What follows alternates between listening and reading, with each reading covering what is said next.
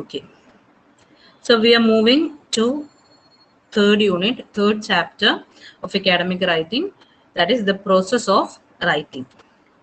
ശരിക്കും പറഞ്ഞാൽ ഈ ഫസ്റ്റ് 3 ചാപ്റ്റേഴ്സ് എന്ന് പറയുന്നത് ഒരു it is just giving you a base. എന്താണ് academic writing, what are the important types of academic writing, എന്തൊക്കെയാണ് അതിൻ്റെ features, process of academic writing എന്നുള്ള രീതിയിൽ ഒരു ബേസിക് ഇൻഫോർമേഷൻ പ്രൊവൈഡ് ചെയ്യുന്ന ചാപ്റ്റേഴ്സ് ആണ് ഫസ്റ്റ് 3. ഓക്കെ, സോ നമ്മൾ ഫസ്റ്റ് 2 ചാപ്റ്റേഴ്സ് ഡിസ്കസ് ചെയ്തു. Now we are moving to the third chapter, that is the process of writing. അതിൽ ഫസ്റ്റ് പ്രോസസ് ഓഫ് റൈറ്റിംഗിലെ first topic എന്ന് പറയുന്നത് it is a features of academic writing.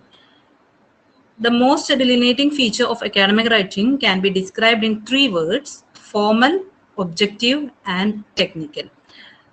Repeated ആയിട്ട് ചോദിക്കുന്ന ഒരു question ആണ്, what are the 3 basic features of academic writing, അല്ലെങ്കിൽ 3 important features of academic writing എന്നുള്ള രീതിയിൽ 2 മാർക്ക് ആയിട്ടോ അല്ലെങ്കിൽ പാരഗ്രാഫ് ക്വസ്റ്റ്യൻ ആയിട്ടോ ചോദിക്കാവുന്ന ഒരു സെക്ഷൻ ആണ്. 3 ഫീച്ചേഴ്സ് ചോദിക്കുകയാണെങ്കിൽ അത് ഏതൊക്കെയാണ്? That academic writing is formal. Already we discussed in detail regarding why we are calling it as a formal writing. It is entirely different from the way we write in informal way. ഒരു letter writing ഒക്കെ പോലെ തന്നെ അല്ലെങ്കിൽ സാധാരണ ഉള്ള എന്തെങ്കിലും ഒരു തരത്തിലുള്ള റൈറ്റിംഗ് വെച്ച് കമ്പയർ ചെയ്യുമ്പോൾ, അതായത് ഇപ്പോൾ ഫിക്ഷൻ എഴുതുക അല്ലെങ്കിൽ അത്തരത്തിലുള്ള റൈറ്റിങ്ങുകളൊക്കെ മാറ്റി വെച്ച് നോക്കുകയാണെങ്കിൽ അക്കാഡമിക് റൈറ്റിംഗ് എന്ന് പറയുന്നത് സ്കോളർ ഓറിയന്റഡ് ആയിട്ടുള്ള ഒരു റൈറ്റിംഗ് ആണ്. അക്കാഡമിക് സർക്കിളിലുള്ള ആളുകൾക്കാണ് ആ ഒരു റൈറ്റിംഗ് കൂടുതലായിട്ട് മനസ്സിലാവുക. അതുപോലെ തന്നെ അതിന് വളരെ ഫോർമൽ ആയിട്ടുള്ള ഒരു പാറ്റേൺ ആണ് ഫോളോ ചെയ്യുക എന്നുള്ളതൊക്കെ നമ്മൾ പറഞ്ഞു, right? So first and foremost feature of academic writing is that it is formal. So academic writers are not expected to use conversational or informal patterns or contracted forms and colloquial expressions. So conversational pattern or informal രണ്ടും ഏകദേശം ഒരുപോലെ തന്നെയാണ് meaning വരുന്നത്. അപ്പോൾ നമ്മൾ normal വേയിൽ സംസാരിക്കുന്നത് പോലെ അല്ല നമ്മളൊരു ഒഫീഷ്യൽ പ്ലാറ്റ്ഫോമിൽ കയറി അല്ലെങ്കിൽ ഒരു സ്റ്റേജിൽ കയറി നിന്ന് സംസാരിക്കുന്നത് നമ്മൾ പറഞ്ഞു. അതുപോലെ തന്നെ the way we write, the conversation which we have in any language, ഏത് ഭാഷയിലാണെങ്കിലും, especially here we are focusing about English language. അപ്പൊ ആ ഒരു കോൺവെർസേഷണൽ പാറ്റേണും കൊളോക്കിയൽ ആയിട്ടുള്ള എക്സ്പ്രഷൻസും അത്തരത്തിലുള്ള സംഭവങ്ങളൊന്നും അക്കാഡമിക് റൈറ്റിംഗിൽ യൂസ് ചെയ്യാൻ പാടില്ല. കോൺട്രാക്റ്റഡ് ഫോംസ് എന്ന് പറഞ്ഞാൽ ഷോർട്ട് ആയിട്ട്, ഇപ്പൊ നമ്മൾ കോൺട്രാക്റ്റഡ് ഫോം എന്ന് പറഞ്ഞാൽ ശരിക്കും പറഞ്ഞാൽ ഡിഡിൻറ്റ് അല്ലെങ്കിൽ കെൻ നോട്ട് എന്നുള്ളതിനെ കാണ്ട് എന്നൊക്കെ നമ്മൾ എഴുതും. അത് ചിലപ്പോൾ ചില സിറ്റുവേഷൻസിലൊക്കെ യൂസ് ചെയ്യാമെങ്കിലും ഇവിടെ ഇപ്പോഴത്തെ ഒരു സാഹചര്യത്തിൽ കോൺട്രാക്റ്റഡ് ഫോംസ് എന്ന് പറയുമ്പോൾ കുറച്ചുകൂടെ കാര്യങ്ങൾ പറയേണ്ടി വരും. കാരണം നമ്മൾ ഈ സോഷ്യൽ മീഡിയയിലോ അല്ലെങ്കിൽ മൊബൈൽ ഫോൺസിലും ഒക്കെ നമ്മൾ മെസ്സേജസ് സെൻഡ് ചെയ്യുമ്പോൾ വി യൂസ് കോൺട്രാക്റ്റഡ് ഫോംസ് അല്ലേ. ഹൗ ആർ യു എന്ന് ചോദിക്കുന്നതിന് ഹൗ എന്ന് എഴുതിയിട്ട് പിന്നെ നമ്മൾ വെറും ഒരു ലെറ്റർ ആൽഫബറ്റ് ആറും ആൽഫബറ്റ് യുവും മാത്രം കൊടുക്കും. അത് വായിക്കുമ്പോൾ meaning is clear. It's a question like how are you, but at the same time അത് കോൺട്രാക്റ്റഡ് ശരിക്കുള്ള എന്താ പറയുക കോൺട്രാക്റ്റഡ് എന്ന് പറയുന്ന കോൺസെപ്റ്റിൽ അല്ല വരുന്നതെങ്കിൽ പോലും ഇന്നത്തെ കാലത്തെ കുട്ടികൾ ഇത്തരത്തിലുള്ള ഒരുപാട് കോൺട്രാക്റ്റഡ് ഫോംസ് ബിക്കോസ് എന്നുള്ളതിനെ വളരെ ഷോർട്ട് ആക്കിയിട്ട് BCOZ എന്ന് കൊടുത്തേക്കാം. അപ്പോൾ അത്തരത്തിലുള്ള കോൺട്രാക്റ്റഡ് ഫോംസ് ഒന്നും നമ്മുടെ ഈ പറയുന്ന ഫോർമൽ റൈറ്റിംഗിൽ യൂസ് ചെയ്യാൻ പാടില്ല. You have to use the complete spelling. Abbreviated forms use ചെയ്യാം. അബ്രിവേറ്റഡ് ഫോംസ് യൂസ് ചെയ്യുമ്പോഴും നമ്മളിപ്പോൾ WHO എന്നൊക്കെ പറയുകയാണെങ്കിൽ വേൾഡ് ഹെൽത്ത് ഓർഗനൈസേഷന് WHO എന്ന് പറയുന്നത് വളരെ കോമൺ ആയിട്ട് യൂസ് ചെയ്യുന്ന ഒരു കോൺട്രാക്ട് അല്ലെങ്കിൽ അബ്രിവേറ്റഡ് ഫോം ആണ്. പക്ഷെ അത്തരത്തിലുള്ള കാര്യങ്ങൾ യൂസ് ചെയ്യുമ്പോൾ ഒരു ഭാഗത്തെങ്കിലും നിങ്ങൾ ഇന്നതാണ് ഇതുകൊണ്ട് ഉദ്ദേശിക്കുന്നത് എന്നുള്ളത് മെൻഷൻ ചെയ്യണം എന്നൊക്കെ ഉണ്ട് അക്കാഡമിക് റൈറ്റിംഗിൽ. എനിവേ നമ്മൾ യൂസ് ചെയ്യുന്ന ഒരു തരത്തിലുള്ള കോൺട്രാക്റ്റഡ് ഫോംസും ഇതിൽ യൂസ് ചെയ്യാൻ പാടില്ല. ഇവിടെയൊക്കെ ഞാൻ ആദ്യം ക്ലാസ്സുകളിൽ നിങ്ങളോട് പറഞ്ഞതുപോലെ തന്നെ നമ്മുടെ സബ്ജക്റ്റ് അല്ലെങ്കിൽ എഴുതാൻ ഉദ്ദേശിക്കുന്ന ടോപ്പിക് ഒക്കെ അനുസരിച്ച് ചിലപ്പോൾ അവിടെ ഇത്തരത്തിലുള്ള കോൺട്രാക്റ്റഡ് ഫോംസ് ഉപയോഗിക്കേണ്ട തരം സിറ്റുവേഷൻ ആണെങ്കിൽ അക്കോർഡിംഗ് ടു ദ ഡിസിപ്ലിൻ നിങ്ങൾക്ക് വേണമെങ്കിൽ അത് യൂസ് ചെയ്യാം. അല്ലാത്ത സിറ്റുവേഷൻസിലൊന്നും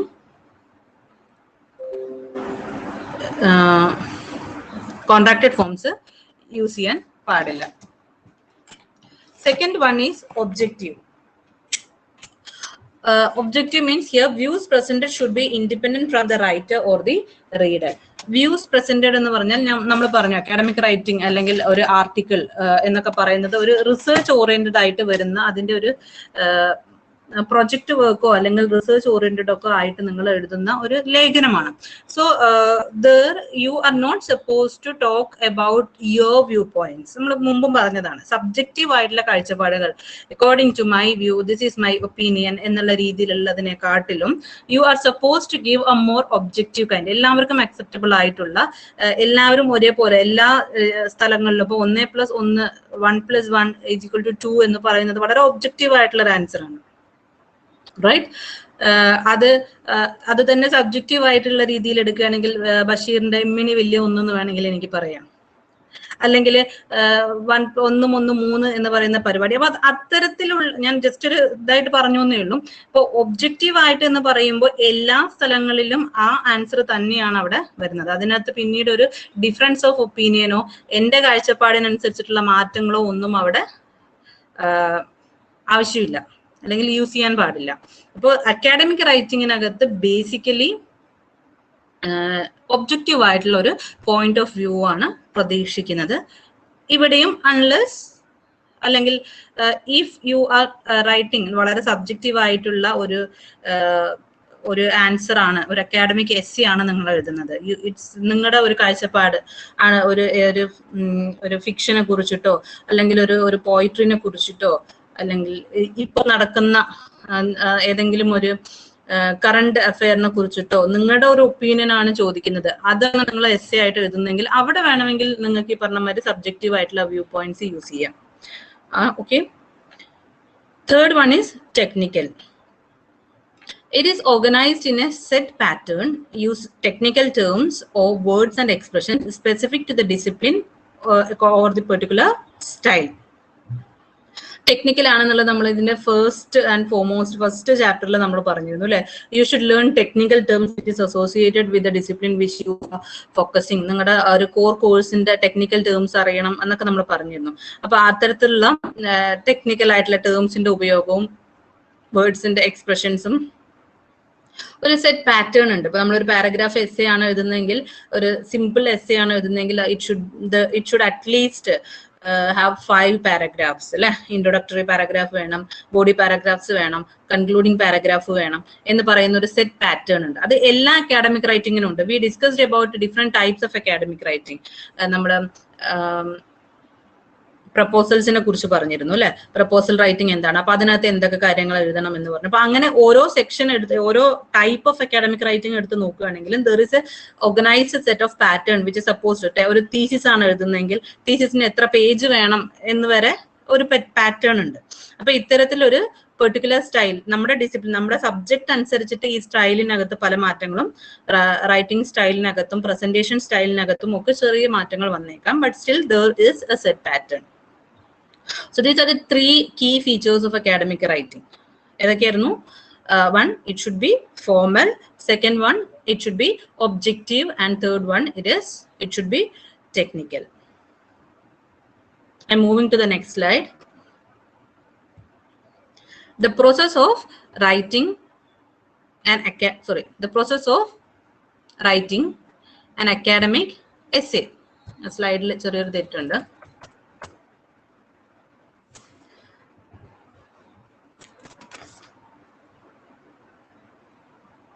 The process of academic writing എന്ന് വേണ്ടത്. Okay. Process of academic writing.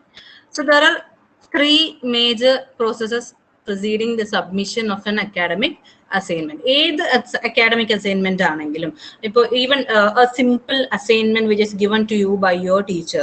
നിങ്ങൾക്ക് നിങ്ങളുടെ ടീച്ചർ നിങ്ങൾക്ക് ഒരു അസൈൻമെന്റ് തരികയാണ്. You are suppose to write about a particular topic. So you are not suppose to copy paste from some other thing.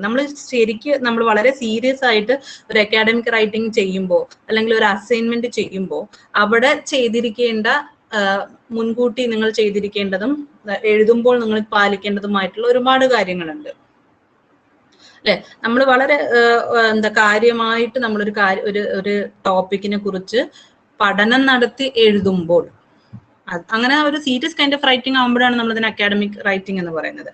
അവിടെ there are 3 major process. 3 പ്രോസസ്സിലൂടെയാണ് നമ്മൾ കടന്നു പോകുന്നത്. The first process is pre-writing. Second is writing, and third one is revising. Pre-writing, as the name suggests, pre-writing, before writing, എഴുതുന്നതിന് മുൻപ്. അപ്പൊ തീർച്ചയായിട്ടും എഴുതുന്നതിന് മുൻപ് നമ്മൾ എന്തൊക്കെ കാര്യങ്ങൾ ചെയ്യണം?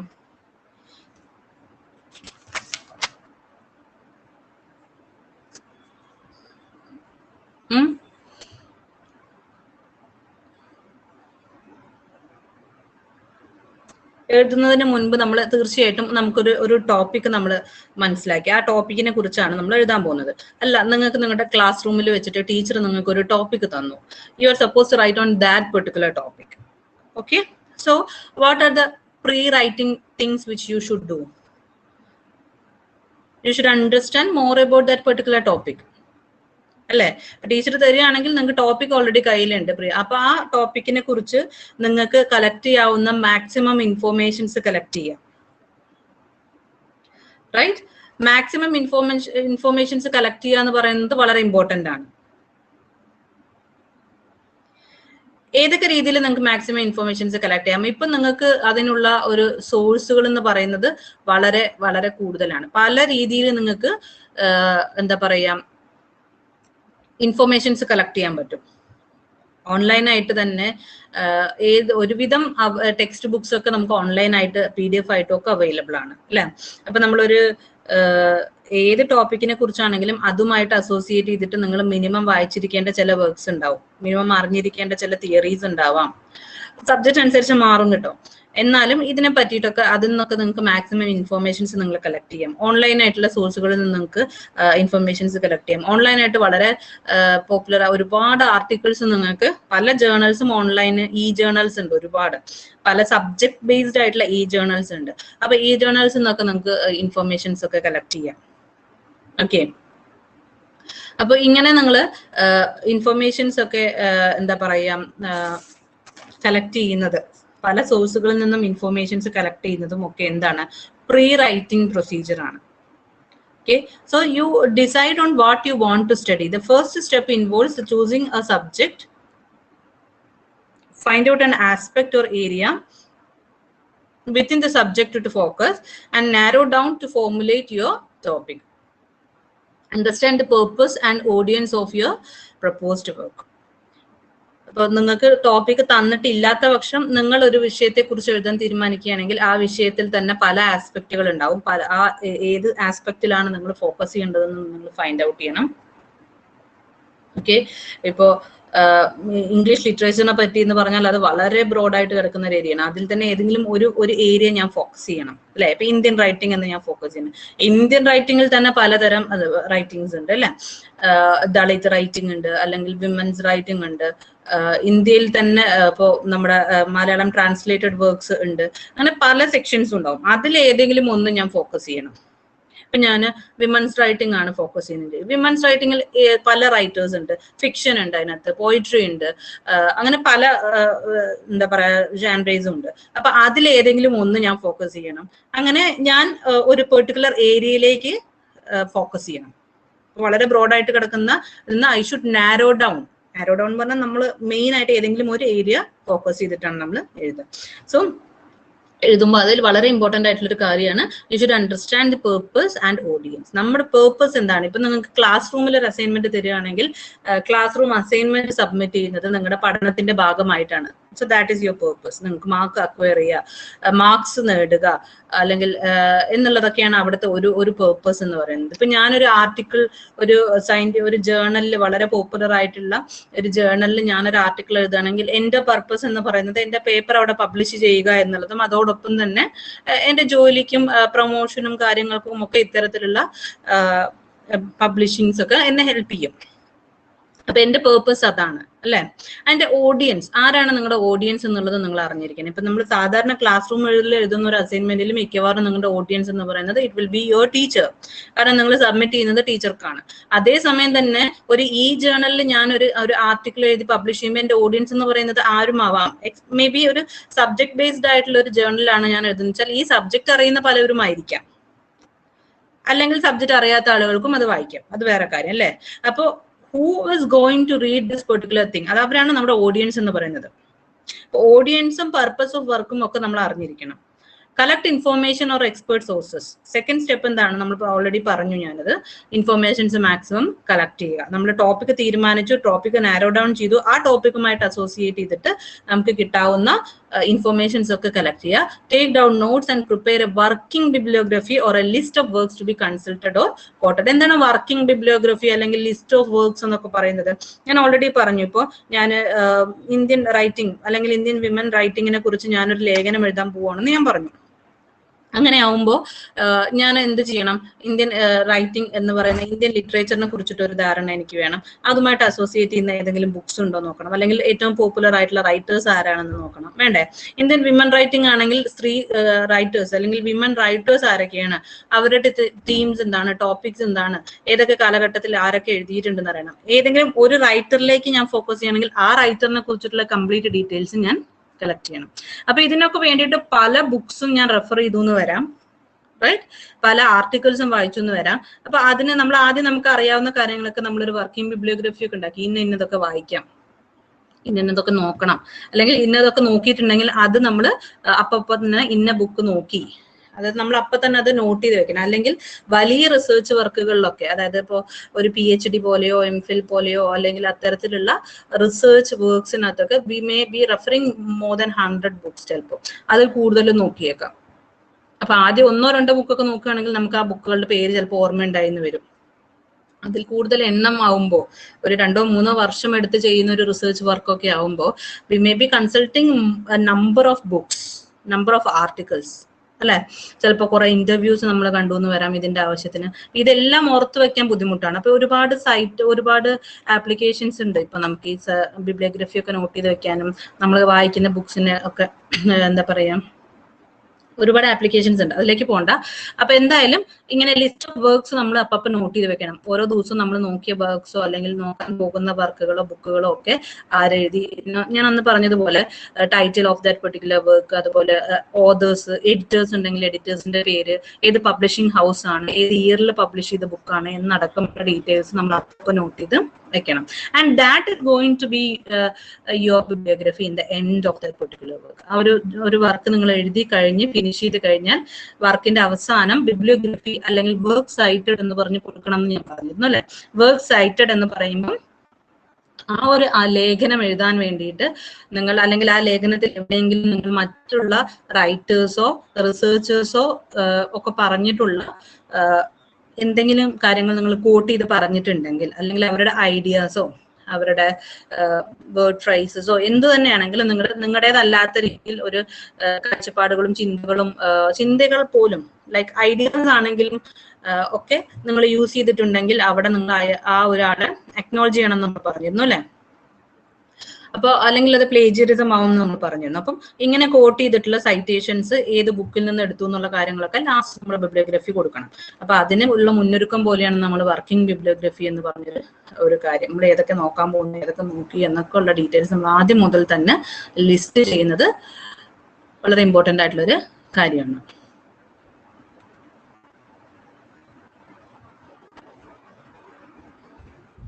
Next is prepare a framework or structure to work on. The third step comprises finalizing basic premises, key points, organization pattern of the work, and grouping of points for paragraph.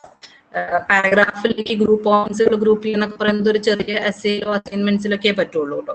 വലിയ പേജുകളുള്ള, ഒരുപാട് പേജുകളുള്ള വലിയൊരു റിസർച്ച് ആർട്ടിക്കിളോ അല്ലെങ്കിൽ ഒരു തീസിസോ ഡെസർട്ടേഷനോ ഒക്കെ ചെയ്യുമ്പോഴത്തേക്ക് നമുക്ക് ഈ പറയുന്ന പോലെ grouping of points for each paragraph എന്നൊക്കെ പറയുന്നത് ബുദ്ധിമുട്ടാവാം. അതിന്റെ പേഴ്സണൽ ഒപ്പീനിയൻ പറഞ്ഞു തന്നേ ഉള്ളൂ. So the third step comprises finalising. Basic ആയിട്ട് നമ്മൾ എന്തൊക്കെ പറയാൻ പോകുന്നു, എങ്ങനെ പറഞ്ഞു തുടങ്ങണം, വാട്ട് ഷുഡ് ബി ദ ഇൻട്രൊഡക്ഷനിൽ നിന്ന് നമ്മൾ ഏതൊക്കെ ടോപ്പിക്സ് നമ്മൾ അവിടെ പറയണം. ഇപ്പൊ ഞാൻ ഇന്ത്യൻ റൈറ്റിംഗിലെ വിമൻസ് റൈറ്റിങ്ങിനെ കുറിച്ച് പറയുന്നു എന്ന് ഞാൻ പറഞ്ഞു കഴിഞ്ഞാൽ നേരിട്ട് ഞാൻ പറയുന്ന റൈറ്ററിനെ കുറിച്ച് മാത്രം പറയാതെ നമ്മളന്ന് പറഞ്ഞു ലിറ്ററേച്ചർ റിവ്യൂ ഒക്കെ നടത്തണം എന്ന് പറഞ്ഞിരുന്നു, അല്ലെ? ഞാൻ അപ്പൊ ലിറ്ററേച്ചർ റിസർച്ച് ഗ്യാപ്പ് കണ്ടുപിടിക്കണം, ഇതിൽ ഇന്ന ആളുകളെ കുറിച്ചൊക്കെ പഠനം നടത്തിയിട്ടുണ്ട്, ഇന്ത്യൻ റൈറ്റിംഗിന്റെ പ്രത്യേകത എന്താണ്, അതിൽ ഇന്ത്യൻ വിമൻ റൈറ്റേഴ്സിന്റെ സ്ഥാനം എവിടെയാണ്, അതിൽ തന്നെ ഞാൻ എടുത്തിരിക്കുന്ന ഏതെങ്കിലും ഒരു പെർട്ടിക്കുലർ റൈറ്റർ ഉണ്ടെങ്കിൽ ആ റൈറ്റർ എന്താ പറയാ ബയോഗ്രഫിയോ അല്ലെങ്കിൽ അവരുടെ ഇമ്പോർട്ടൻസോ അവരെ സെലക്ട് ചെയ്യാനുണ്ടായ കാരണമോ അവരുടെ വർക്കിന്റെ പ്രത്യേകതകളോ അങ്ങനെ പല കാര്യങ്ങളും ഇൻട്രൊഡക്ഷനിൽ പറയണം അല്ലെ. അപ്പൊ എന്തൊക്കെ എവിടെയൊക്കെ പറയണം എന്നുള്ളതിനെ കുറിച്ച് ഒരു സ്ട്രക്ചർ, ഒരു ഫ്രെയിം വർക്ക് ക്രിയേറ്റ് ചെയ്യുന്നതും പ്രീ റൈറ്റിംഗിന്റെ ഒരു സ്റ്റേജ് ആണ്. സ്റ്റാർട്ട് റൈറ്റിംഗ്, അത് റൈറ്റിംഗ് എന്ന് പറയുന്ന സെക്ഷനാണ്. റൈറ്റിംഗ് നിങ്ങൾ എഴുതാൻ തുടങ്ങി, നിങ്ങൾ ബുക്സുകൾ കളക്ട് ചെയ്തു, അതിനെക്കുറിച്ച് വായന നടത്തി, അതിനെപ്പറ്റി നിങ്ങൾ ഒരുപാട് റിസർച്ച് നടത്തി, ടോപ്പിക്കിനെ കുറിച്ച് കാര്യമായിട്ട് മനസ്സിലാക്കി, and you had started writing. And what happens, first നമ്മൾ എഴുതി തുടങ്ങുമ്പോൾ തന്നെ എല്ലാം കറക്റ്റ് ആവണമെന്ന് ഇല്ല. So you will be draft, first draft, second draft എന്നൊക്കെ പറഞ്ഞ് നമ്മൾ ചിലപ്പോൾ ഒന്നിലധികം പ്രാവശ്യം ഇത് വായിച്ച് ക്ലിയർ ചെയ്ത് തെറ്റുകൾ തിരുത്തി അങ്ങനെ പല പ്രാവശ്യം ചിലപ്പോൾ റിപ്പീറ്റഡ് ആയിട്ട് ചെയ്യേണ്ടി വന്നേക്കാം. So drafting begins as a fourth step. Here, preparing the first draft, going through the draft to ensure there are no structural or thematic inconsistencies. Editing and revising, വളരെ important ആണ്. Editing and revising the paper are the major steps involved. Language errors, use of taboos, informal or discriminatory words and expressions are to be checked as part of editing. Taboos, നമ്മൾ ഉപയോഗിക്കാൻ പാടില്ലാത്ത തരത്തിലുള്ള വാക്പ്രയോഗങ്ങളോ ഏതെങ്കിലും ഒരു വർഗത്തെയോ അല്ലെങ്കിൽ ഒരു വിഭാഗം ആളുകളെയോ ഒക്കെ ഇൻസൾട്ട് ചെയ്യുന്ന തരത്തിലുള്ള അല്ലെങ്കിൽ അവരെ തരം താഴ്ത്തി കാണുന്ന തരത്തിലുള്ള വാക്പ്രയോഗങ്ങളോ ഇൻഫോർമൽ ആയിട്ടുള്ള യൂസേജസോ നമ്മൾ നേരത്തെ പറഞ്ഞതുപോലെ കൊളോക്കിയൽ ആയിട്ടുള്ള പദപ്രയോഗങ്ങൾ അങ്ങനെ എന്തെങ്കിലുമൊക്കെ നമ്മൾ അറിയാതെ പെട്ടിട്ടുണ്ടെങ്കിൽ അതൊക്കെ എഡിറ്റ് ചെയ്യാം, വീണ്ടും അതിനെ റിവൈസ് ചെയ്യുക. അപ്പൊ ഇത് നിങ്ങൾ തന്നെ ചെയ്യണമില്ല, നിങ്ങളുടെ സബ്ജക്റ്റ് അറിയുന്ന ആരെങ്കിലും നിങ്ങൾക്ക് വേണമെങ്കിൽ സഹായത്തിന്. ചിലപ്പോൾ നമ്മൾ എത്ര തന്നെ എഴുതി നമ്മൾ എഡിറ്റ് ചെയ്ത് കഴിഞ്ഞാൽ നമ്മൾ കാണാത്ത ഒരുപാട് മിസ്റ്റേക്സ് പിന്നെയും അതിനകത്ത് ബാക്കി വന്നേക്കാം. അപ്പൊ ഈ editing and revising is A very important step. അഞ്ചാമത്തെ സ്റ്റെപ്പ് എന്താണ് അവിടെ? Prepare the final draft and submit. Final draft ഞാൻ പറഞ്ഞു 2-3 പ്രാവശ്യമൊക്കെ ചിലപ്പോൾ നമുക്ക് എഡിറ്റിംഗും റിവൈസിങ്ങും ഒക്കെ വേണ്ടി വന്നേക്കാം. So it is always better to keep a checklist to verify if anything important is left out before submitting. അപ്പൊ സബ്മിറ്റ് ചെയ്യുന്നതിന് മുൻപ് ഫൈനൽ ഡ്രാഫ്റ്റ് എല്ലാം ഇല്ലേ, കാര്യങ്ങളൊക്കെ കറക്റ്റ് ആയിട്ട് വന്നിട്ടില്ലേ എന്നൊക്കെ ഒന്നുകൂടെ ചെക്ക് ചെയ്തിട്ടാണ് നമ്മൾ അതിന്റെ ഒരു ഫൈനൽ ഡ്രാഫ്റ്റ് സബ്മിറ്റ് ചെയ്യുക. അപ്പൊ നിങ്ങളുടെ ടെക്സ്റ്റിൽ ഇത് പ്രോസസ് ഓഫ് അക്കാഡമിക് റൈറ്റിംഗ് എന്ന് പറഞ്ഞിട്ട് 5 സ്റ്റെപ്സ് ആണ് കൊടുത്തിരിക്കുന്നത്. Process of academic റൈറ്റിംഗില്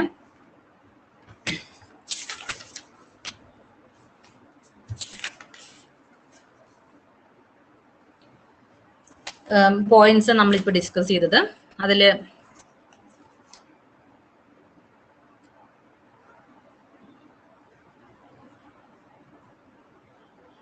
what are the 3 steps എന്നുള്ള രീതിയിൽ ചോദിക്കുകയാണെങ്കിൽ, അല്ലെങ്കിൽ what are the 3 major process of academic writing എന്ന് ചോദിക്കുകയാണെങ്കിൽ pre writing, writing and revising. ഇത് കുറച്ചുകൂടെ ഡീറ്റെയിൽ ആയിട്ട് ഇനി വീണ്ടും വരുന്നുണ്ട്.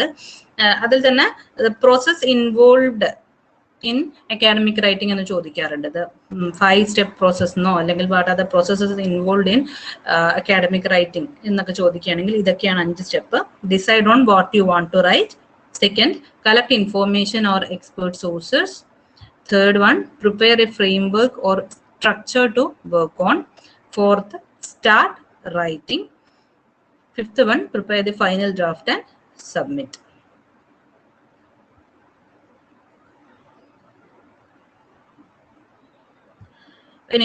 The purpose of an academic work. Purpose, ഞാൻ ഓൾറെഡി പറഞ്ഞു എന്താണ് നമ്മുടെ പേർപ്പസ്. ഓരോ ആളുകൾക്കും ഓരോ പർപ്പസ് ഉണ്ടാവും അല്ലെ. The purpose in academic writing refers to your reason for writing. നിങ്ങൾ അത് എഴുതാനുണ്ടായ കാര്യം അല്ലെങ്കിൽ എഴുതുന്നത് എന്തിനു വേണ്ടിയിട്ടാണ്.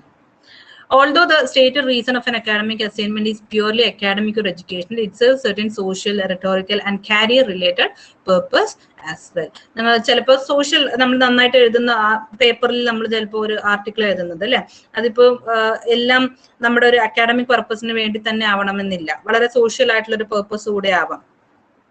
പലപ്പോഴും കാരിയർ ഓറിയന്റഡ് ആയിട്ടായിരിക്കും അക്കാഡമിക് റൈറ്റിംഗ് വരുന്നത്. ഇപ്പോൾ ഒരു ഇപ്പോൾ എന്നെ പോലെ ഒരു അധ്യാപികയാണ് ഒരു അക്കാഡമിക് റൈറ്റിംഗ് ചെയ്യുന്നതെങ്കിൽ എനിക്ക് പലപ്പോഴും കാരിയർ റിലേറ്റഡ് ആയിട്ടായിരിക്കും എൻ്റെ പർപ്പസ്. അവിടെ എനിക്ക് എന്താ പറയുക, കൂടുതൽ ആർട്ടിക്കിൾസ് പബ്ലിഷ് ചെയ്യുന്നതുമൊക്കെ പ്രൊഫഷണലി വളരെ ആക്റ്റീവായിട്ട് നിൽക്കാൻ എന്നെ ഹെൽപ്പ് ചെയ്യും.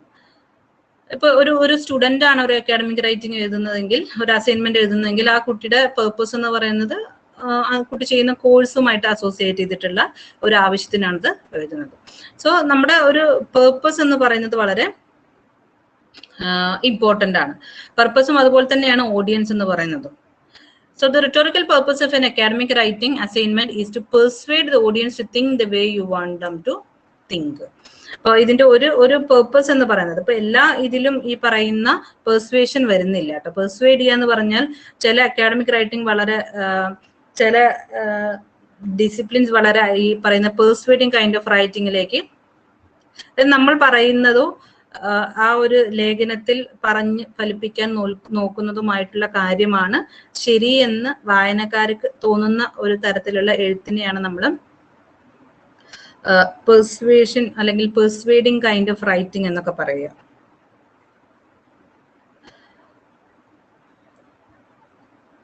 ഓക്കെ, അപ്പം പർപ്പസ് എന്നുള്ളതിനനുസരിച്ചിട്ട് നമ്മുടെ എഴുത്തിന്റെ രീതിയും മാറും. അതുകൊണ്ടാണ് പർപ്പസ് ഇമ്പോർട്ടൻ്റ് ആണെന്ന് പറയുന്നത്.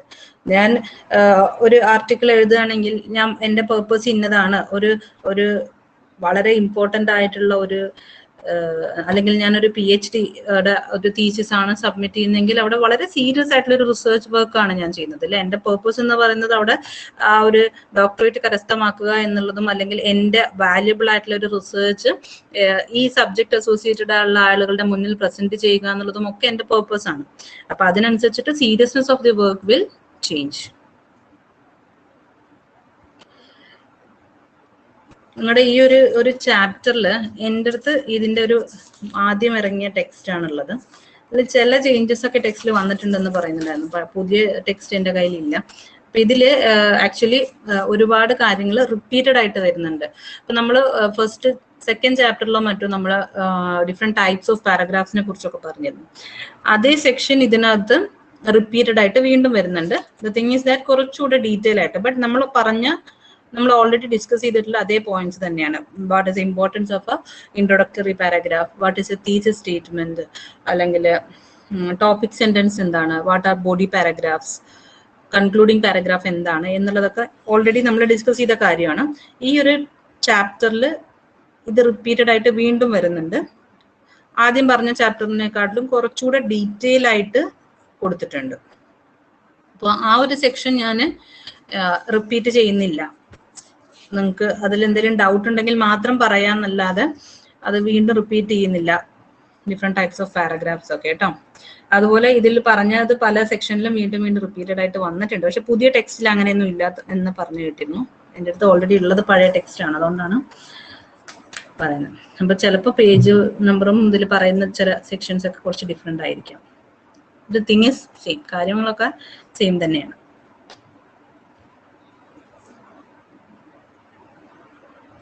നമ്മൾ പറഞ്ഞു വന്നിരുന്നത് പർപ്പസ് ഓഫ് റൈറ്റിംഗ് അല്ലെ.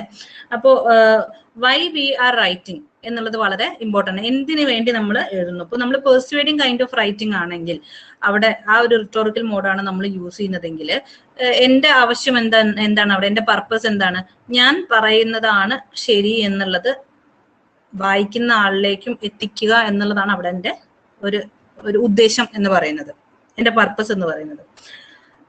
ചില സിറ്റുവേഷൻസിൽ I will write to explain things. ഇപ്പൊ ഞാൻ സയന്റിഫിക് ആയിട്ടുള്ള ഒരു കാര്യമാണ് എഴുതുന്നതെങ്കിൽ അവിടെ പെർസ്വേഷൻ അല്ല നടക്കുന്നത് അല്ലെ. അവിടെ I'm trying to define അല്ലെങ്കിൽ ഡെമോൺസ്ട്രേറ്റ് ചെയ്യാണ്, എക്സ്പ്ലെയിൻ ചെയ്ത് കാര്യങ്ങൾ എഴുതുകയാണ്. അവിടെ പെർസ്വേഷന്റെ ആവശ്യം ഇല്ല. അപ്പോൾ ഇത്തരത്തിൽ നമ്മുടെ സ്കില്ലും പർപ്പസുകളും നമ്മുടെ പർപ്പസ് ഓഫ് റൈറ്റിംഗ് എന്ന് പറയുന്നത് മാറും. ഓരോ പർപ്പസിനനുസരിച്ചിട്ടും നമ്മൾ അവിടെ യൂസ് ചെയ്യേണ്ട സ്കില്ലും ഡിഫറെന്റ് ആണ്. അതിപ്പോ ഒരു ഡിസ്ക്രിപ്റ്റീവ് എസ്സേ ആൻഡ് പാരഗ്രാഫ് അല്ലെങ്കിൽ ലാബ് റിപ്പോർട്ട് ഒക്കെ ആണെങ്കിൽ അവിടെ നമ്മൾ ഉപയോഗിക്കേണ്ട skill it is to demonstrate your knowledge, understanding and synthesising. ഒരു ലാബ് റിപ്പോർട്ട് ഒരു ലാബിൽ നിങ്ങൾ ഒരുപാട് നാൾ റിസർച്ച് ചെയ്തതിന്റെ ഒരു ഫൈൻഡിങ് ആണ് പറയുന്നതെങ്കിൽ അവിടെ നിങ്ങൾ പെർസ്വേഡ് ചെയ്യുകയോ അല്ലെങ്കിൽ റിഫ്ലക്റ്റീവ് കൈൻഡ് ഓഫ് റൈറ്റിംഗോ നറേറ്റീവ് കൈൻഡ് ഓഫ് റൈറ്റിംഗോ ഒന്നും അല്ല വേണ്ടത്. അവിടെ നിങ്ങൾ കണ്ടുപിടിച്ചത് വളരെ സയന്റിഫിക് ആയിട്ട് വളരെ ഫോർമൽ ആയിട്ട് ഡെമോൺസ്ട്രേറ്റ് ചെയ്ത് വായിക്കുന്ന ആളുകൾക്ക് മനസ്സിലാവുന്ന രീതിയിൽ ഡിസ്ക്രൈബ് ചെയ്ത് എഴുതുകയാണ് വേണ്ടത്. ഓക്കെ, ക്രിട്ടിക്കൽ അല്ലെങ്കിൽ ആർഗ്യുമെന്റേറ്റീവ് ആൻഡ് പെർസ്വേസീവ് എസ്സേസ് ആണെങ്കിൽ, analysis of a literary text ഒക്കെ ആണെങ്കിൽ അവിടെ നിങ്ങളുടെ നിങ്ങളുടെ സ്കിൽ എങ്ങനെയാണ്, ability to construct argument, persuading or convincing someone to employing independent thinking. അതാണ് അവിടെ ആവശ്യം. അതിന്റെ ഒരു ബാക്കിയാണ് ശരിക്കും ഇപ്പുറത്ത് വരുന്നത് തോന്നുന്നു. And think in A certain way, developing or reasoning. ഇപ്പൊ എന്താ സംഭവം ഇത്രയേ ഉള്ളൂ. ഇപ്പൊ ഞാനൊരു ലിറ്റററി ടെക്സ്റ്റിനെ കുറിച്ചിട്ട് ഒരു ലിറ്റററി ടെക്സ്റ്റ് തന്നെ വേണമെന്നില്ല, ഒരു ഫിലിമിനെ കുറിച്ചിട്ട്, ആ ഫിലിമിലുള്ള ഫെമിനിസ്റ്റ് കാഴ്ചപ്പാടുകളെ പറ്റിയിട്ടാണ് ഞാൻ എഴുതുന്നതെങ്കിൽ അവിടെ കുറെയൊക്കെ ഞാൻ പെർസ്യൂസീവ് കൈൻഡ് ഓഫ് റൈറ്റിംഗ് ആയിരിക്കും യൂസ് ചെയ്യുന്നത്. കാരണം ഞാൻ അവിടെ ഒരു ആർഗ്യുമെന്റ് മുന്നോട്ട് വെക്കുകയാണ്, അല്ലെ? ഇതിനകത്ത് ഇന്ന രീതിയിൽ സ്ത്രീകളെ തരം താഴ്ത്തി കാണിക്കുന്നുണ്ട്, അല്ലെങ്കിൽ സ്ത്രീകളെ അടിച്ചമർത്തുന്ന ഒരു മെന്റാലിറ്റി, വളരെ പാട്രിയാർക്കൽ കൈൻഡ് ഓഫ് സൊസൈറ്റിയാണ് ആ സിനിമയിൽ റെപ്രസെന്റ് ചെയ്തിരിക്കുന്നത് എന്നുള്ള ഒരു ആർഗ്യുമെന്റ് ഞാൻ മുന്നോട്ട് വെക്കുകയാണ്. ആ ആർഗ്യുമെന്റിനെ ഞാൻ കൺവിൻസ് ചെയ്യുന്ന, വായിക്കുന്ന വായനക്കാര് കൺവിൻസ്ഡ് ആവുന്ന രീതിയിൽ I have to write. Okay, അവിടെ അത് കുറെ കൂടെ പെർസുവേഡിങ് കൈൻഡ് ഓഫ് റൈറ്റിംഗ് ആണ് ഞാൻ യൂസ് ചെയ്യേണ്ടത്. Review of literature, research report ഒക്കെ റൈറ്റപ്പും ഓൺ മെത്തഡോളജി ഒക്കെ ആണെങ്കിൽ അവിടെ ഇറ്റ് ഹെൽപ്സ്. അവിടെ വേണ്ട സ്കിൽ എന്ന് പറയുന്നത് റിസർച്ച് സ്കില്ലാണ്. റിവ്യൂ ഓഫ് ലിറ്ററേച്ചർ എന്നൊക്കെ പറഞ്ഞാൽ വളരെ എളുപ്പത്തിൽ ചെയ്യാൻ പറ്റുന്ന കാര്യമൊന്നുമല്ല. അതായത് വളരെ സീരിയസ് ആയിട്ട് നമ്മൾ തീരുമാനിച്ചിട്ടുള്ള ടോപ്പിക്കിനെ കുറിച്ച് മുൻപ് ആരൊക്കെ റിസർച്ചുകൾ നടത്തിയിട്ടുണ്ട്, അവർ നടത്തിയിട്ടുള്ള റിസർച്ചിൽ എന്തൊക്കെ കണ്ടെത്തിയിട്ടുണ്ട്, അല്ലെങ്കിൽ അതിൽ എന്തൊക്കെ കുറവുകളുണ്ട് എന്നൊക്കെ നമ്മൾ ഐഡന്റിഫൈ ചെയ്യണം റിവ്യൂ ഓഫ് ലിറ്ററേച്ചറിൽ. അപ്പോഴാണ് നമുക്ക് റിസർച്ച് ഗ്യാപ്പ് ഫൈൻഡ് ഔട്ട് ചെയ്യാൻ പറ്റുള്ളൂ. ഓക്കെ, അപ്പൊ അവിടെ നിങ്ങൾക്ക് കൂടുതലായിട്ട് വേണ്ട സ്കിൽ ഏതാന്ന് വെച്ചാൽ റിസർച്ച് സ്കില്ലാണ്. Proposal writing, case study, problem solving, അതുപോലെയുള്ള കാര്യങ്ങളിലേക്ക് അതൊരു വളരെ പ്രൊഫഷണൽ ആയിട്ട് അവിടെ വേണ്ട സ്കിൽ എന്ന് പറയുന്നത് ഒരു പ്രൊഫഷണൽ ആയിട്ടുള്ള ഒരു പ്രാക്ടീസ് ആണ്. അപ്പൊ ഈ രീതിയിൽ നമ്മുടെ അസൈൻമെന്റിനനുസരിച്ചിട്ട്, നമ്മുടെ പേർപ്പസ് അനുസരിച്ചിട്ട് അവിടെ യൂസ് ചെയ്യേണ്ട സ്കില്ല് മാറി ഡിഫറെന്റ് ആണ്. ഓഡിയൻസിന്റെ കാര്യം അഗെയിൻ ഞാൻ പറഞ്ഞു, ഹൂ ഈസ് യുവർ ഓഡിയൻസ്? ആരാണ് നിങ്ങളുടെ അക്കാഡമിക് റൈറ്റിംഗ് വായിക്കാൻ പോകുന്നത്? ഒരു ഡിഗ്രി സ്റ്റുഡന്റിന് തരുന്ന അസൈൻമെന്റിന്റെ ഓഡിയൻസ് എന്ന് പറയുന്നത് നിങ്ങളുടെ തന്നിരുന്ന ടീച്ചറാണ്. നിങ്ങളൊരു എസ്സേ എഴുതുന്നുണ്ടെങ്കിൽ അത് വായിക്കാൻ പോകുന്ന ഓഡിയൻസ് ടീച്ചറാണ്. ഒരു ആർട്ടിക്കിൾ ഞാൻ എഴുതുന്നുണ്ടെങ്കിൽ അത് വായിക്കാൻ പോകുന്ന ഓഡിയൻസ് പല സബ്ജക്ട് റിലേറ്റഡ് ആയിട്ടുള്ള ആളുകളുമായിരിക്കാം, അല്ലെ?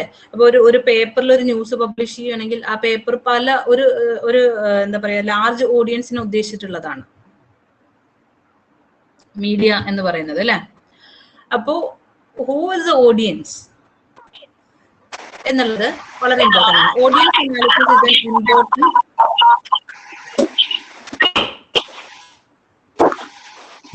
ആരുടെയോ അൺമ്യൂട്ട് ആയിട്ടുണ്ട്.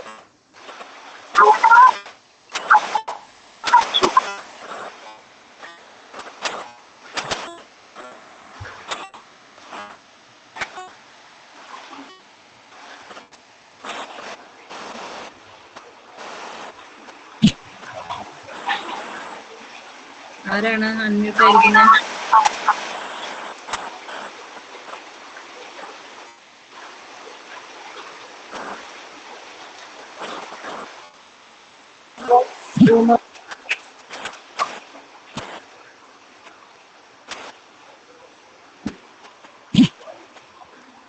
എനിക്ക് ഇവിടെ നിന്ന് അറിയാൻ പറ്റുന്നില്ല. നിങ്ങളൊന്ന് ചെക്ക് ചെയ്യൂ, ആരെങ്കിലും അൺമ്യൂട്ട് ആയിട്ടുണ്ടെങ്കിൽ അത് ഓഫ് ചെയ്ത് വെക്കും.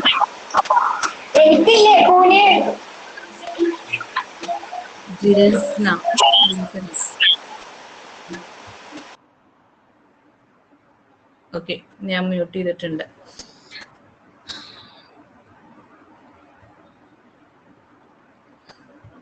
നിങ്ങക്ക് സ്ലൈഡ് കാണുന്നില്ലെന്നോ? അങ്ങനെ എന്തോ ഗ്രൂപ്പിൽ കണ്ടല്ലോ. ഇപ്പോ സ്ലൈഡ് കാണുന്നില്ലേ? സ്ക്രീൻ കാണുന്നില്ല. കാണുന്നുണ്ട്. Okay. So ask yourself that who am I writing for? ആർക്ക് വേണ്ടി എഴുതുന്നത്? What do I expect my readers to know about my topic? What do I want my readers to think about my topic? What do my readers know about my topic? അല്ലെ, already നമ്മൾ എഴുതുന്ന കാര്യത്തെ പറ്റി എന്റെ ഓഡിയൻസിന് എന്തൊക്കെ അറിയാം, അവർ എന്തൊക്കെ അറിയണമെന്ന് ഉദ്ദേശിച്ചാണ് ഞാൻ എഴുതുന്നത് എന്നുള്ള കാര്യം, ആർക്ക് വേണ്ടിയാണ് ഞാൻ ഈ അക്കാഡമിക് റൈറ്റിംഗ് എഴുതുന്നത് എന്നുള്ളതിനെ പറ്റിയിട്ട് ഒരു ധാരണ ഉണ്ടാവുന്നത് നമ്മുടെ റൈറ്റിങ്ങിനെ ഒരുപാട് ഹെൽപ്പ് ചെയ്യും. കാരണം അതിനനുസരിച്ചിട്ട് നമ്മുടെ റൈറ്റിംഗ്, വേ ഓഫ് റൈറ്റിംഗ് നമുക്ക് മാറ്റാം.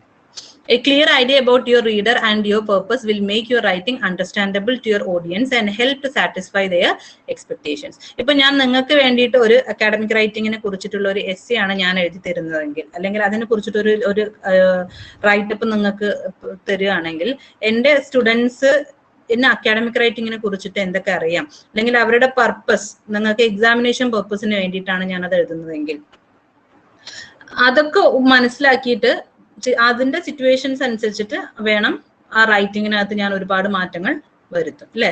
ഇപ്പോ ഒരു അക്കാഡമിക് എസ്സേ ആണ് നിങ്ങൾ എഴുതുന്നത്, അതിന്റെ നിങ്ങൾ എക്സാമിനേഷൻ പോയിന്റ് ഓഫ് വ്യൂവിലാണ് കാര്യങ്ങൾ എത്തുന്നതെങ്കിൽ അവിടെ അത് ഡിസ്ക്രൈബ് ചെയ്യുന്ന രീതി വളരെ ഡിഫറെന്റ് ആയിരിക്കും. അപ്പൊ അതിനനുസരിച്ചിട്ട് ഓഡിയൻസ് അനുസരിച്ചിട്ട് നമ്മുടെ അക്കാഡമിക് റൈറ്റിങ്ങിന്റെ രീതി മാറും.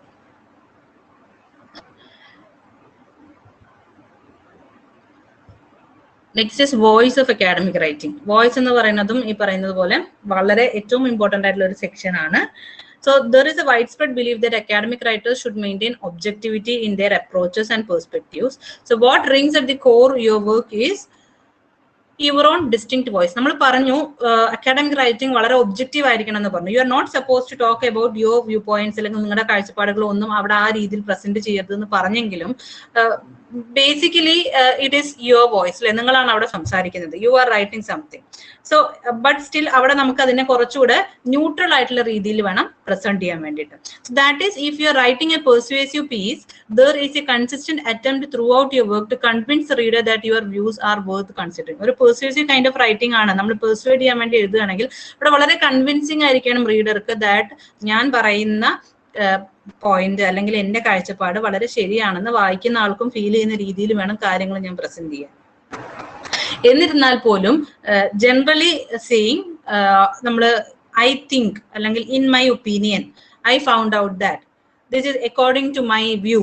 അപ്പൊ ഇത്തരത്തിലുള്ള ഇത്തരത്തിലുള്ള പ്രയോഗങ്ങൾ പലപ്പോഴും അക്കാഡമിക് റൈറ്റിംഗിൽ ഒഴിവാക്കാനാണ് പറയാറ്. ഒഴിവാക്കാൻ പറയാനുള്ള ഒരു കാരണം അക്കാഡമിക് റൈറ്റിംഗ് വളരെ ഒബ്ജക്റ്റീവ് ആവണം എന്നുള്ളത് കൊണ്ട് തന്നെയാണ്. എഗെയിൻ ഇവിടെയും ഞാൻ വീണ്ടും റിപ്പീറ്റ് ചെയ്യാണ്, നമ്മുടെ ഡിസിപ്ലിൻ നമ്മുടെ സബ്ജക്ട് അനുസരിച്ചിട്ട്, എഴുതാൻ ഉദ്ദേശിക്കുന്ന കാര്യം അനുസരിച്ച്, പർപ്പസും ഓഡിയൻസും ഒക്കെ അനുസരിച്ചിട്ട് ചിലപ്പോൾ അവിടെ നമുക്ക് എക്സ്പ്രഷൻസ് ഒക്കെ മാറ്റി ഉപയോഗിക്കേണ്ടി വരാം. ചിലപ്പോൾ according to my viewpoint, in my opinion എന്നൊക്കെ ചില സാഹചര്യങ്ങൾ പറയേണ്ടി വന്നേക്കാം. അത്തരത്തിലുള്ള പെർട്ടിക്കുലർ ആയിട്ടുള്ള സിറ്റുവേഷൻസ് മാറ്റി നിർത്തി കഴിഞ്ഞാൽ generally first person point of വ്യൂയിലുള്ള കാര്യങ്ങൾ അക്കാഡമിക് റൈറ്റിംഗിൽ ഇന്ത്യയിൽ അത്ര, നമ്മുടെ യൂണിവേഴ്സിറ്റികളൊന്നും അതത്ര അക്സെപ്റ്റ് ചെയ്യുന്നില്ല. ചില ഫോറിൻ യൂണിവേഴ്സിറ്റിയിലൊക്കെ അവരുടെ റിസർച്ച് വർക്കുകളിലൊക്കെ ഞാൻ കണ്ടിട്ടുണ്ട്, in my opinion, according to my view, my research is about എന്ന് വളരെ ഡയറക്റ്റ് ആയിട്ട് പറയുന്നത് കണ്ടിട്ടുണ്ട്. പക്ഷെ നമ്മുടെ ഒരു യൂണിവേഴ്സിറ്റി സിറ്റുവേഷൻ കൾച്ചറിലോ അല്ലെങ്കിൽ ഇവിടുത്തെ ഒരു എഴുത്തിന്റെ അക്കാഡമിക് റൈറ്റിംഗിന്റെ രീതിയിൽ ഇത്തരത്തിലുള്ള എക്സ്പ്രഷൻസ് ഒക്കെ നമ്മൾ പൊതുവെ ഒഴിവാക്കാറാണ് പതിവ്. നമ്മൾ കുറച്ചുകൂടെ ന്യൂട്രൽ ആയിട്ടുള്ള യൂസേജസ് ആണ് എടുക്കുക. Okay, this research is about എന്ന് പറയും. മൈ റിസർച്ച് ഈസ് എബൌട്ട് എന്ന് പറയുന്നതിനേക്കാളും കുറച്ചുകൂടെ ദിസ് റിസർച്ച് ഈസ് എബൌട്ട് എന്നായിരിക്കും നമ്മൾ പറയുക. ഓക്കെ, അപ്പൊ ആ രീതിയിൽ ഒരു ന്യൂട്രൽ ആയിട്ടുള്ള ഒരു സൗണ്ട് ആണ് അല്ലെങ്കിൽ വോയിസ് ആണ് നമ്മൾ അവിടെ യൂസ് ചെയ്യുക. ഫസ്റ്റ് പേഴ്സൺ വോയിസ് പലപ്പോഴും ഒഴിവാക്കാറാണ് പതിവ്. What ever is the voice in the text, one thing is crucial, your voice in academic writing should sound educated, well informed, sophisticated and rational. വളരെ well informed ആയിട്ടുള്ള, വളരെ അറിവുള്ള ഒരു വ്യക്തി പറയുന്നത് പോലെ തന്നെ വളരെ സോഫിസ്റ്റിക്കേറ്റഡ്, വളരെ മര്യാദയോടുകൂടിയും വളരെ റാഷണൽ ആയിട്ടുള്ള രീതിയിലുമാണ് നമ്മൾ കാര്യങ്ങൾ പ്രസന്റ് ചെയ്യേണ്ടത്. Convey your ideas in more direct and clear way. വളരെ ഡയറക്റ്റ് ആയിട്ടും വളരെ ക്ലിയർ ആയിട്ടും വേണം കാര്യങ്ങൾ പ്രസന്റ് ചെയ്യാൻ.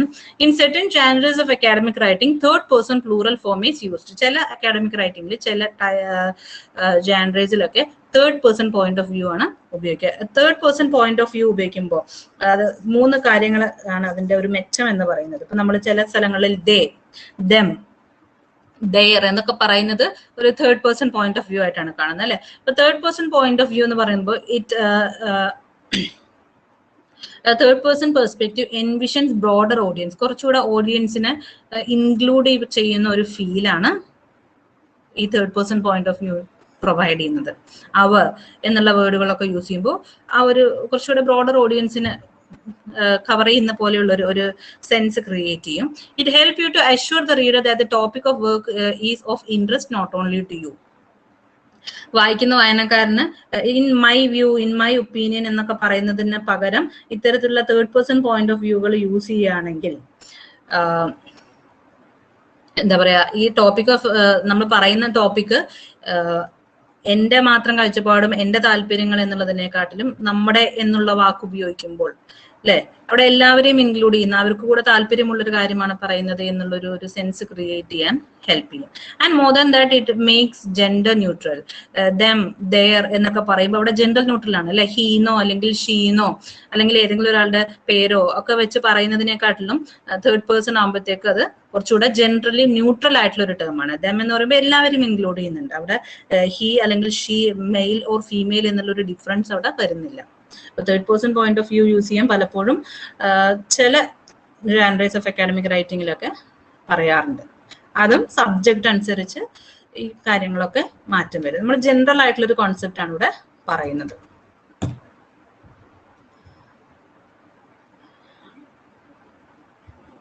നിങ്ങൾക്ക് മതിയോ, നിർത്തണോ അതോ കണ്ടിന്യൂ ചെയ്യണോ?